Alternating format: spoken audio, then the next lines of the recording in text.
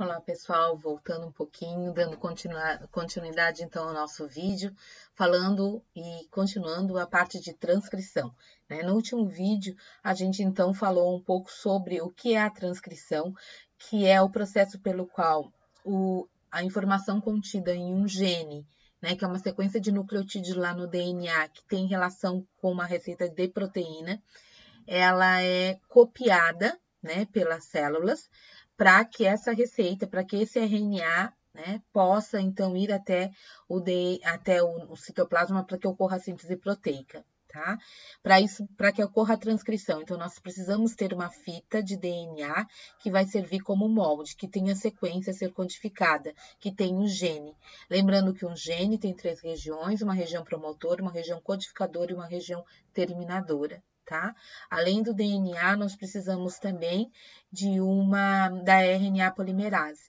A verdade, gente, é um processo bastante complexo. Eu estou sendo absurdamente simplista, tá? Tem várias facetas dentro dele, mas só para que vocês compreendam. Então, nós precisamos de uma RNA polimerase, tá? Essa RNA polimerase reconhece as regiões promotoras. E essas regiões, então, ao serem reconhecidas, elas permitem que inicie esse processo de transcrição. Nos eucariontes se depende também muito de fatores de transcrição, vocês vão ver muito isso, que são moléculas que inibem ou estimulam essa ligação da polimerase aos promotores, tá? E aí, o que vai acontecer? A polimerase começa, então, a fazer esse movimento em cima do 3' para o 5', né, na DNA molde, tá? Para começar até encontrar esse início da região codificadora, que é o códon de iniciação que eu falei para vocês, tá? E aí você vai começar a ter a transcrição real do componente mais importante. O promotor também é transcrito, tá, gente? Mas do componente que vai ser lido lá como mensagem mesmo para a proteína, tá? A polimerização é feita como em qualquer outro ácido nucleico, do 5' para o 3', tá? E ela vai terminar na sequência terminadora ou finalizadora, que é típica também de um gene, né?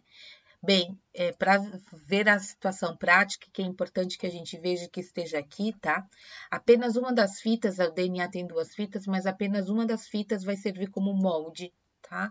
Então, gente, para a gente praticar, imagine essas 2 situações hipotéticas. Nós temos 2 genes aqui, eu sei porque eu tenho região promotora, região codificadora e região finalizadora, e aqui promotora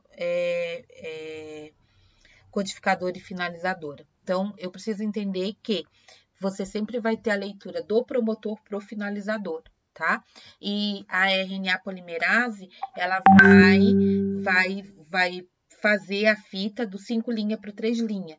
Então, como o DNA é o molde tem que estar do 3 para o 5. Então, sabendo disso, para que vocês entendam isso, nessas 2 situações, como é que ficaria? Tá? Então, nessa situação hipotética A, aqui especificamente, vamos imaginar que nós teríamos a abertura dessas 2 fitas, tá?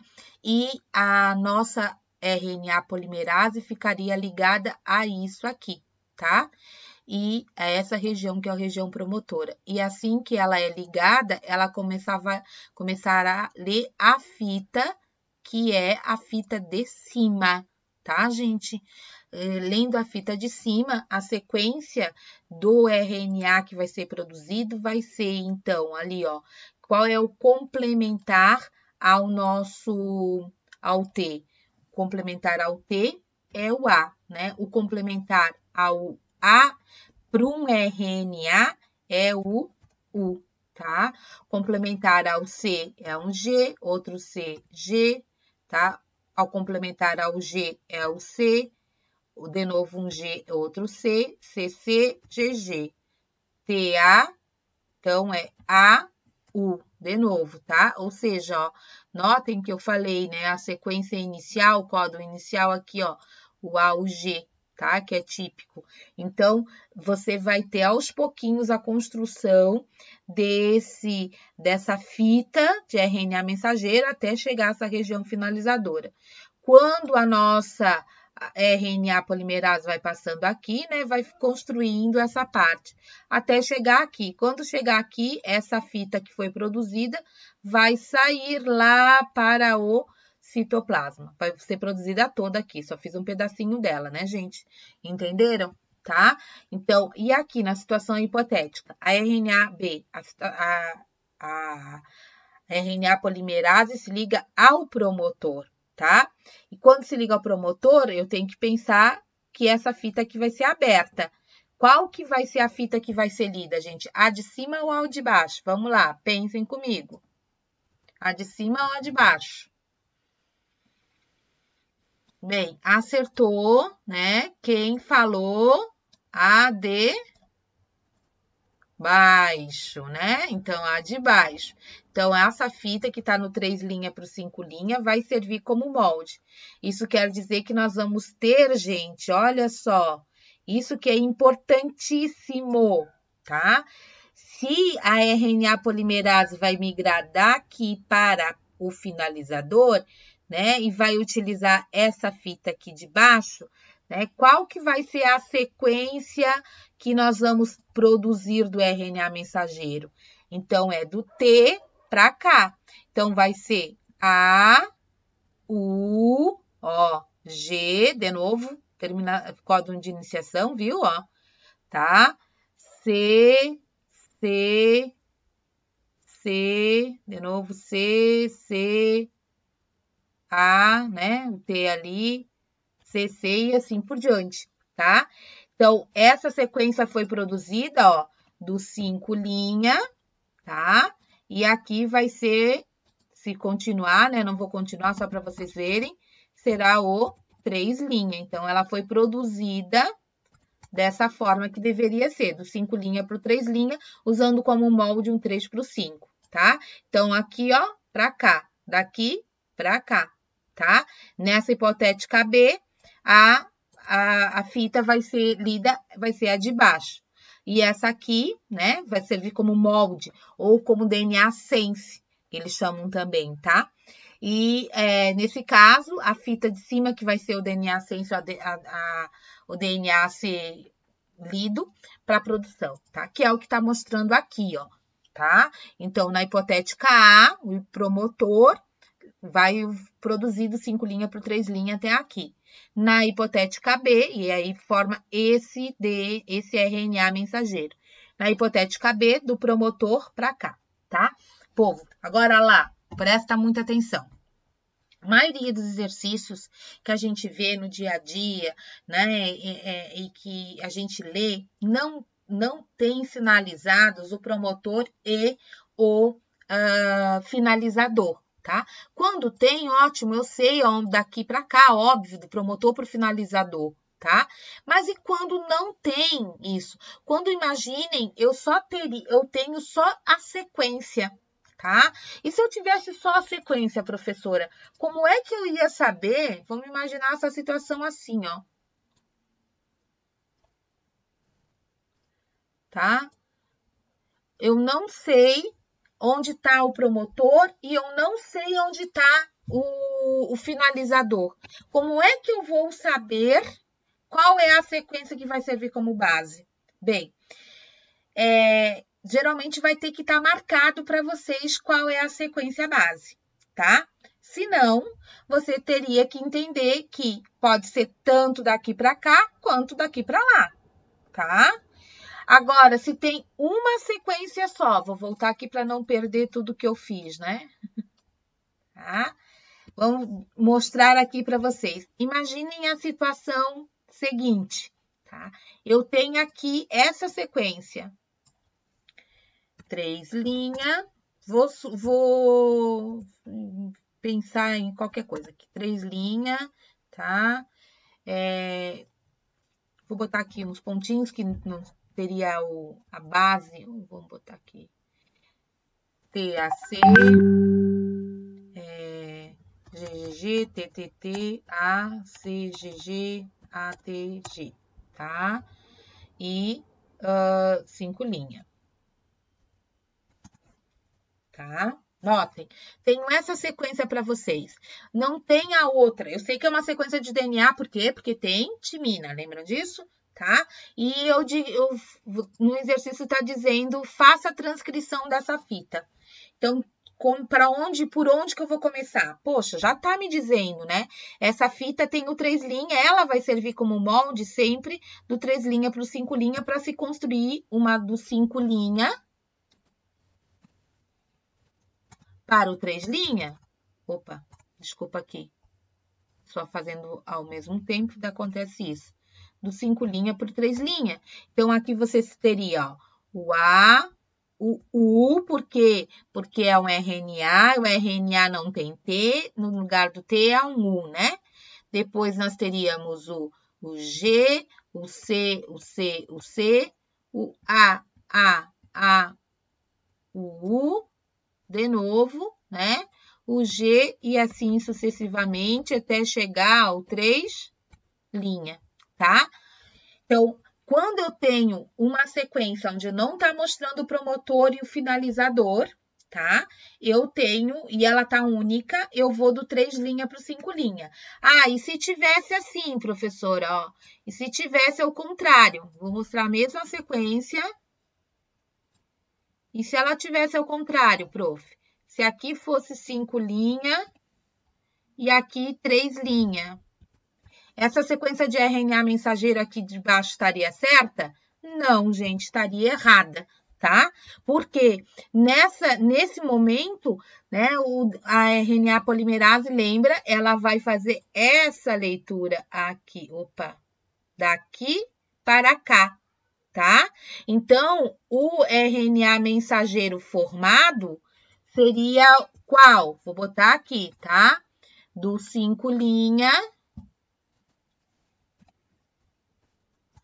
Ficaria lá, ó, o G, que seria, então, o C, o A, o U, tá? Eu comecei daqui, povo, ó, desse aqui, o complementar desse.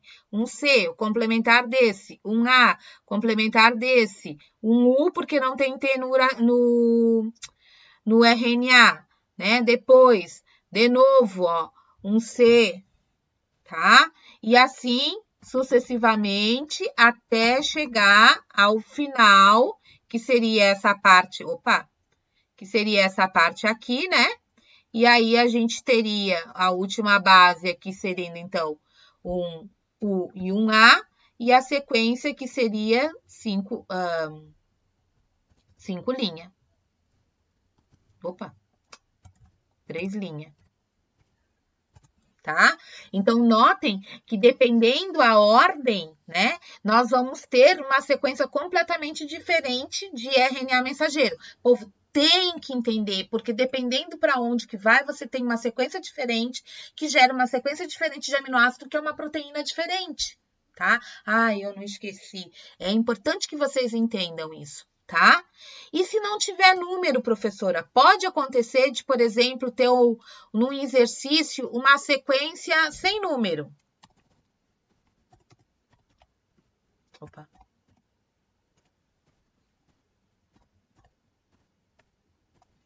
Pode.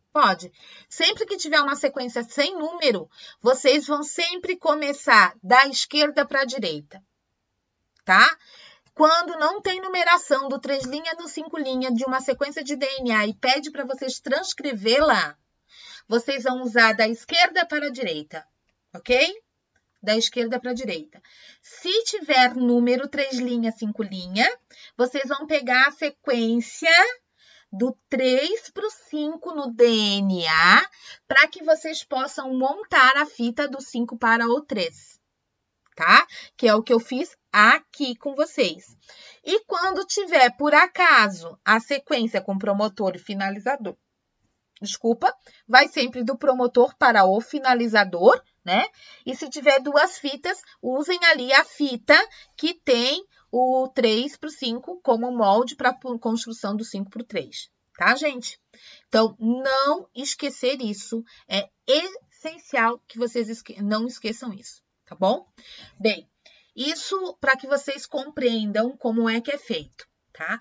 Quando estudou-se o genoma, de organismos mais complexos, como é o caso do nosso, se descobriu, a primeira coisa que eu já falei para vocês, é que ao contrário lá das bactérias, o nosso material genético, ele tem regiões gênicas e não gênicas, né? Gênicas e intergênicas, né? Ou melhor, codificantes gênicas ou não codificantes, que são essas regiões entre os genes, tá? O que é importante que a gente saiba também, tá? É que dentro de um gene, e essa informação tem a ver com aquela informação que eu falei para vocês anteriormente, que nós temos mais de 100 mil tipos de proteínas conhecidas, de 100 mil diferentes proteínas relacionadas a reações químicas dentro da célula.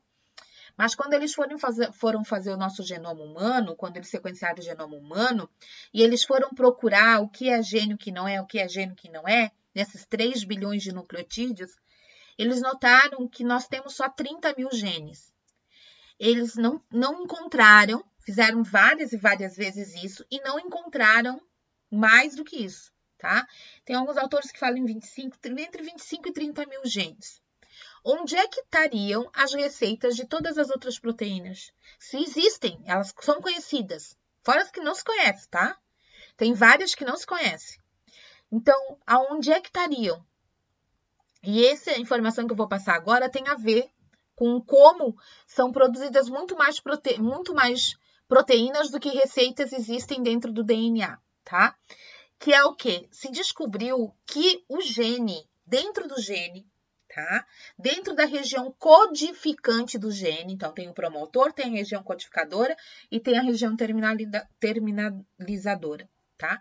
Dentro do gene existem também duas regiões. As regiões que eles chamam de exons e as regiões que a gente chama de introns, tá? O que seria um exon e um intron? O exon é a região realmente codificante da receita. E o intron são regiões não codificantes. Ah, professor, não entendi mais nada. É codificante ou não é codificante, tá? Vamos tentar explicar para vocês utilizando essa relação com uma receita de bolo, tá? Vamos imaginar que eu vou pegar uma receita de bolo, tá? Se eu pego uma receita de bolo e tá escrito lá para vocês, assim, ó, 2 xícaras, vamos botar aqui, vamos ver, fazer uma coisa bem certinha, olha que legal, só um minutinho, tá? Vou colocar aqui para vocês, vou parar aqui um pouco, para eu poder falar para vocês daqui a pouquinho. Já volto. Voltei, povo. Fui lá buscar uma receita de bolo de nega maluca, tá? Vocês vão me ouvir falar muito de bolo de nega maluca. Peguei, entrei no site lá e busquei essa receita, tá? O que vocês veem? Sempre que a gente vai buscar uma receita, vocês sempre vão ver que no início você tem algumas informações sobre ela, né? Fala aqui, ó, que é uma receita de um achocolatado, papapá, foi feito por tal, 1 hora, 8 porções, tá? Isso aqui equivaleria, todas essas informações específicas aqui, equivaleriam ao que seria o promotor, né, que tem as informações básicas sobre aquele gene, quando, quanto, onde ele vai ser produzido. E depois nós teríamos toda essa outra parte aqui, né, os ingredientes e o modo de preparo desse bolo que seria, por exemplo, a região codificadora. Então, vamos imaginar o que seria o exon e o intron. Eu trouxe aqui para isso, né? Então, vejam aqui, está escrito, ó, 3 ovos, 1 xícara de chá de açúcar, 2 xícaras de chá de farinha, blá, blá, blá, blá, blá, tá? Mas, notem que no DNA, você tem regiões que marcam especificamente o que eu preciso fazer ou ter para fazer esse bolo ou essa proteína. As regiões de intron seriam essas informações que não podem deixar de existir, tá? desculpa, exon. As regiões de intron seriam regiões que eu poderia retirar, ou partes dessa receita que eu poderia retirar, sem perder a base dela. Professora, eu não entendi. Então, quando isso aqui for virar um RNA mensageiro, tá? Eu poderia, por exemplo, suprimir, em vez de xícara, eu botar X, tá? E aí, vocês iam entender da mesma forma, não iam? Tá?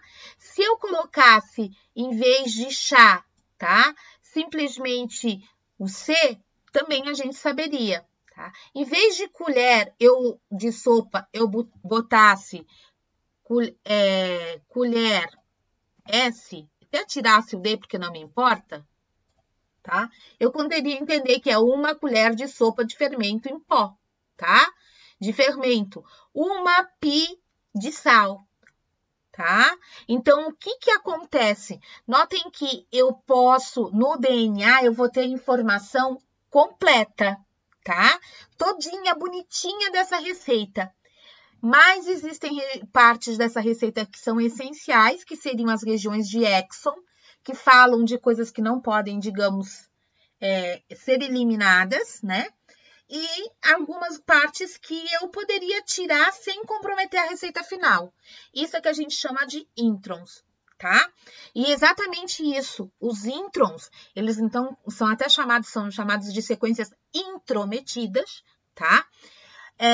Quando o nosso DNA ele é transcrito pela primeira vez, vai ser transcrito tudo do código ou da região codificante, introns e exons, tá? Mas no caso do nosso genes, nos genes humanos e nos genes dos organismos superiores, tá? Os introns, eles vão ser retirados.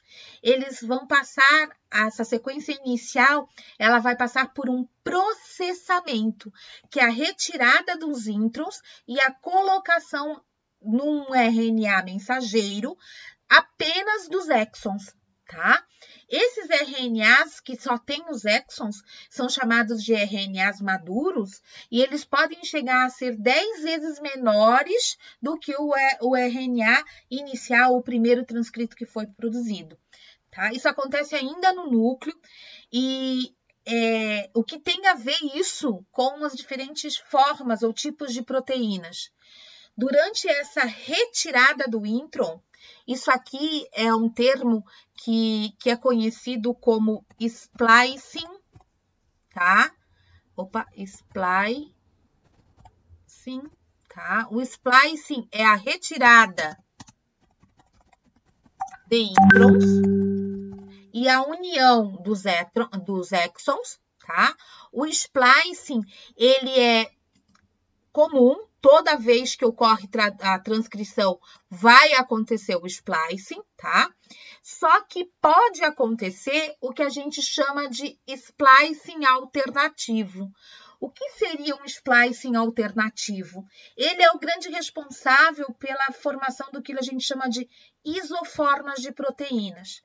As isoformas de proteínas são proteínas diferentes que são baseadas numa mesma sequência gênica. Então, pode ocorrer o quê? Eu retirar, olha só, as várias famílias de RNA mensageiros que podem ser produzidas por essa mesma sequência codificadora de um gene lá no DNA. Então, esse gene ele tinha 5 exons, né, e 4 introns. Todos foram transcritos no transcrito primário, no RNA inicial, e no segundo foi feito um processamento, que é a retirada dos introns. Só que essa retirada de introns pode também levar à retirada de exons ou a reorganização desses exons. Notam que aqui ele ficou o transcrito primeiro, baseado nisso, foi só retirado os introns, ó, e ficou exon 1, exon 2, exon 3, exon 4, exon 5, na sequência que estava no gene original. Mas nesse aqui, ó, notem que veio o exon 1, o exon 2, o exon 3, o exon 4. O exon 5 foi retirado junto com os introns.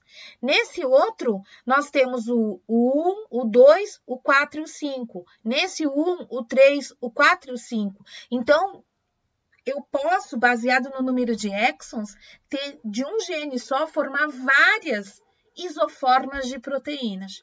Cada isoforma dessa pode ter uma atividade diferente dentro da célula. Então, nós trabalhamos, o nosso DNA trabalha, ele já é imenso, tá, gente? Se não tivesse isso, ele teria que ser ainda mais imenso, tá? Para, literalmente, economizar espaço. Tá? Porque assim a gente consegue fazer, ó, baseado num gene só, eu consigo aí trabalhar nesse meu exemplo com 1, 2, 3, 4, 5 diferentes tipos de proteínas, tá? Então, isso a gente chama de splicing e ele é essencial para gerar proteínas diferentes, tá? E faz parte da transcrição, isso, professora, faz parte. Então, é um movimento pós-transcrição, né, que a gente chama de processamento do RNA mensageiro. Além dessa retirada do intron, tem outro tipo de processamento? Tem, tá? Tem outro tipo. O RNA mensageiro humano, humano eu falo, mas não é só de humanos, tá, gente? De vários seres aí mais, de mamíferos e assim por diante, tá? Nos queijos mais complexos que a gente chama. Eu vou falar de humano, mas nunca esqueçam que são de outros também, tá? Mas o que vai acontecer? Além do splicing, né, que tá mostrando aqui, nós temos outros tipos de dois processamentos que são essenciais para que o RNA possa sair do núcleo para poder, então, fazer a síntese proteica. Se não fizer isso, não vai poder sair. Então, além do splicing, você tem a aquisição na extremidade 5' desse transcrito, tá? De um cap.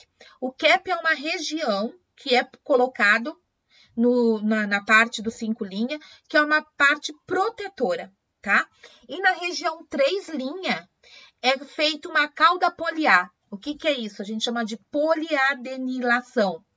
A poliadenilação é a colocação de várias adeninas, tá? O número de adeninas variam e ela vai servir para vários fins. Primeiro, tá? É a partir essa poliadenilação é que é uma das marcas para que esse RNA possa sair pelos poros, tá? E lá no citoplasma, esse poli-A, ele é reconhecido primeiramente pelos ribossomos como um RNA mensageiro passível de ser traduzido, tá?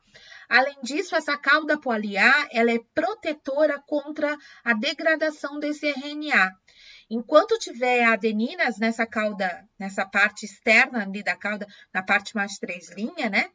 Nós vamos ter a tradução acontecendo, tá? À medida que ocorre a tradução, é passível de ocorrer perdas dessas adeninas, dessa poliadenilação. Então, vai perdendo as adeninas e aí, aos pouquinhos, vai chegar um momento que elas vão ser perdidas completamente e esse RNA vai ser, então, degradado, tá? Então, para que o RNA mensageiro efetivamente possa sair depois de ser transcrito, ele vai ter que passar pelo splicing, pelo capeamento e pela poliadenilação. Só assim ele vai ser liberado, então, no ambiente citoplasmático, e lá no ambiente citoplasmático ele vai receber o ribossomo se liga nele, né? Primeira região, a subunidade menor, né? E depois a subunidade maior, a gente já viu isso, né?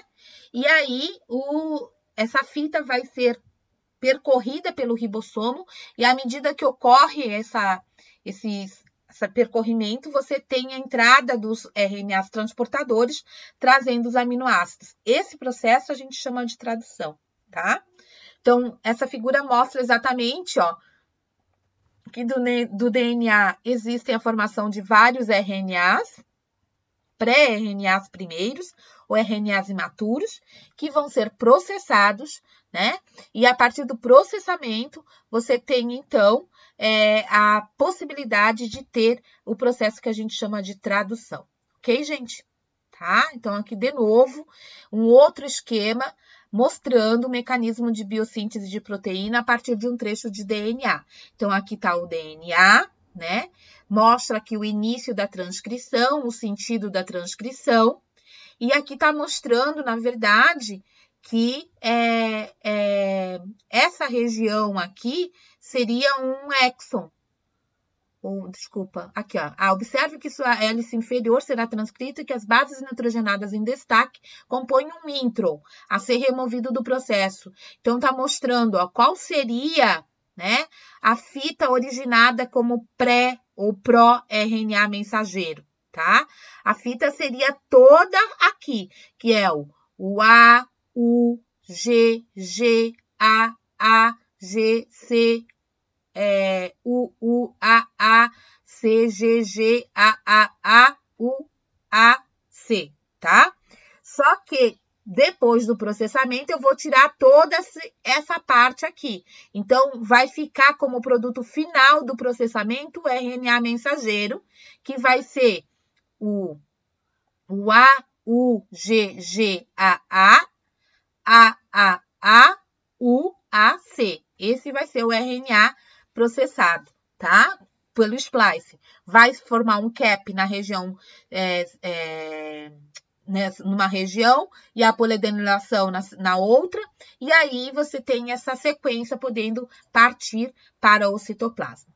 Certo, povo? Então, terminamos a parte de transcrição. Tá? Não esquecer, então, que o que é transcrito é um gene, que os genes eles são transcritos primeiramente no RNA imaturo ou primário, que vai ser processado, onde você vai retirar as regiões intrônicas, o intrometido vai sair, não esqueçam disso, e vai ter a ligação dos exons, todos ou não, por causa do splicing alternativo, a gente pode ter variação na produção das chamadas isoformas de proteínas, tá? Tão importantes e essenciais para dar uma variabilidade nos processos que ocorrem no interior da célula, tá? Então, no próximo vídeo, a gente vai falar sobre o processo de tradução.